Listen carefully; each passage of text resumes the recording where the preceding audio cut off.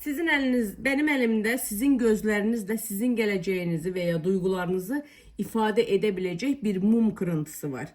Bu mumu damlatırken melekleri suda çağırdım. Çünkü Mahir'in nefesiyle oluştu. Eğer siz söylersiniz ne görüyorsunuz, ona göre ben size söyleyeceğim ki sizin duygularınız nedir? Geçmişiniz nedir? Üzerinizde ne var? Sevdiğinizle yaşantınız, para olan blokajlarınız, hepsini burada söyleyeceğim.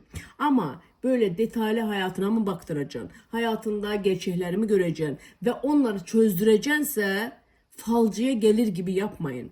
Özelden bana yazın, ben numaranı vereceğim. Geliyorsunuz, biz fal bakmıyoruz. Cinlerle bakmıyoruz. Fal ve cinlerle bakana da karşı dileyim. Kim neyle istiyor baksın. İsterseniz Mars'a çıkın bakın. Ben onunla bakmıyorum. Ben beyin gücüyle bakıyorum. Ben enerjiyle bakıyorum. Geliyorsun, sevgilin mi gitmiş? Sevgilini geri getiriyoruz. Ama helalse. Başkalarının eşiyle ilgili bana gelmeyin. Lütfen. Yuva yıkmıyorum. Çocukları babasız bırakmıyorum. Tamam mı? O yüzden bana gelirken temiz niyetle gelin.